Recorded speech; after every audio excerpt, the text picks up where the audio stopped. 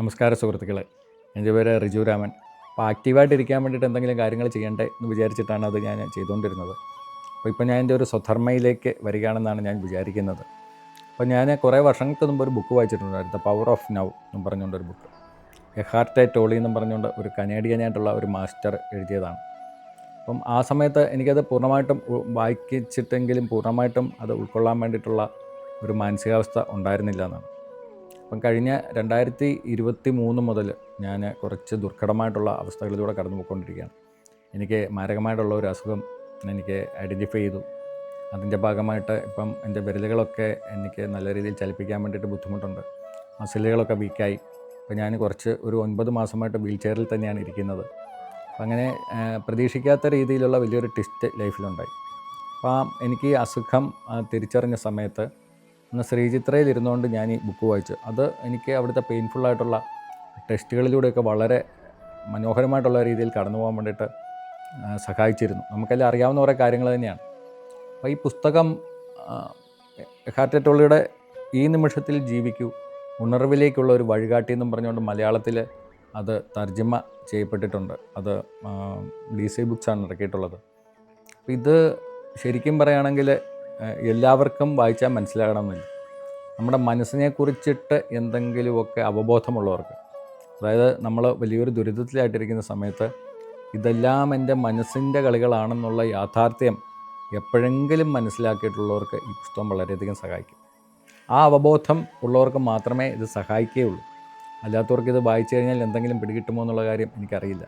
നമുക്കൊരു മനസ്സുണ്ടെന്നും ആ മനസ്സിലെ കാര്യങ്ങളാണ് ചിന്തകളാണ് നമ്മളെ ദുരിതത്തിലേക്ക് നയിക്കുന്നതെന്നുമുള്ള പൂർണ്ണമായിട്ടുമുള്ള ഒരു ബോധ്യം എപ്പോഴെങ്കിലുമൊക്കെ ഉണ്ടായിട്ടുള്ളവർക്ക് ഉറപ്പായിട്ടും ഇത് വലിയൊരു വെളിച്ചം തരുന്ന ഒരു പുസ്തകമായിരിക്കും. അപ്പോൾ ഈ പുസ്തകം ഇപ്പോൾ ആമസോണിൽ ലഭ്യമാണ്. അപ്പോൾ ഇത് ഞാൻ നിങ്ങളുമായിട്ടൊന്ന് ചർച്ച ചെയ്യാൻ വേണ്ടിയിട്ട്, അല്ലെങ്കിൽ എനിക്കിത് വായിച്ചിട്ട് മനസ്സിലായിട്ടുള്ള കാര്യങ്ങൾ ഒരു സീരീസായിട്ട് ഇവിടെ ഇടാൻ വേണ്ടിയിട്ടുള്ള ഒരു ചിന്തയിലാണ് ഞാൻ. അപ്പം അതിന് വേണ്ടിയിട്ടുള്ള ഒരു തയ്യാറെടുപ്പാണ് ഞാൻ നടത്തിക്കൊണ്ടിരിക്കുന്നത്. അതിൻ്റെ ഒരു ഇൻട്രൊഡക്ഷൻ വീഡിയോ ആണ് ഇപ്പോൾ ഇട്ടിട്ടുള്ളത്. നമുക്കെല്ലാവർക്കും അറിയാം, ഭൗതികമായിട്ടുള്ള ഒരുപാട് നേട്ടങ്ങൾ നമ്മൾ പല സമയത്ത് പല രീതിയിൽ ഉണ്ടാക്കിയിട്ടുണ്ട്. ഒരുപാട് പണം സമ്പാദിച്ചു, പുതിയ കാറ് വാങ്ങിച്ചു, പുതിയ വീട് വെച്ചു, ഇതൊക്കെ സംഭവിച്ചിട്ടുണ്ട്. പക്ഷെ ആ സമയത്തൊക്കെ ചെറിയൊരു സന്തോഷമുണ്ടെങ്കിലും പിന്നീട് അതൊക്കെ നമ്മുടെ ദുരിതത്തിൻ്റെ ഭാഗമായിട്ട് മാറിയിട്ടുമുണ്ട്.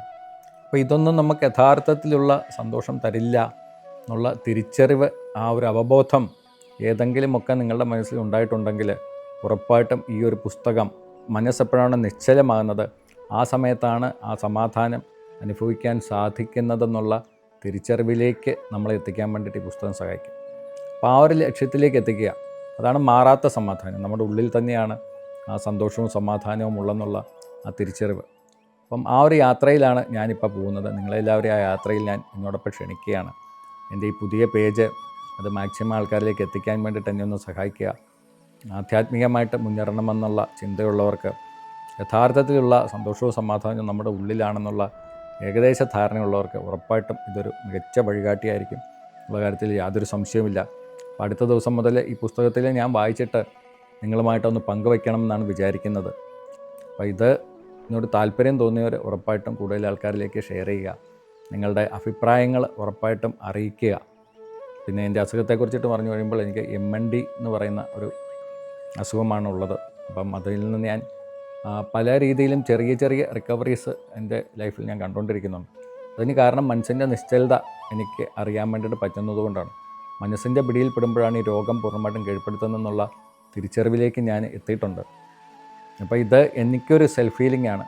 അതോടൊപ്പം തന്നെ നിങ്ങളുടെ ജീവിതത്തിലെ പല പ്രശ്നങ്ങളിലൂടെയും കടന്നു പോകുന്നവർക്ക് ഒരു ഹീലിംഗായിട്ട് ഈ വീഡിയോകൾ പ്രയോജനപ്പെടും എന്നാണ് എൻ്റെ പൂർണ്ണമായിട്ടുള്ള ഒരു വിശ്വാസം. അപ്പോൾ നിങ്ങളുടെ ഭാഗത്തു നിന്നുള്ള വലിയൊരു സപ്പോർട്ട് ഞാൻ അഭ്യർത്ഥിക്കുകയാണ്.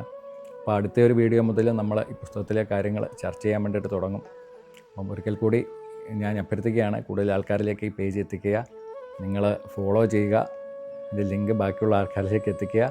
നമുക്ക് ഒരുമിച്ച് ആ ഒരു പ്രബുദ്ധത എന്താണെന്നൊക്കെ നമ്മൾ വിശദമായിട്ട് ചർച്ച ചെയ്യും. നമ്മുടെ ഉള്ളിലാണ് സമാധാനം എന്നുള്ള ആ ലക്ഷ്യത്തിലേക്ക് നമുക്കെല്ലാവർക്കും ഒരുമിച്ച് യാത്ര ചെയ്യാം. അപ്പോൾ അടുത്ത വീഡിയോയിൽ നമുക്ക് വീണ്ടും കാണാം. എല്ലാവർക്കും നമസ്കാരം.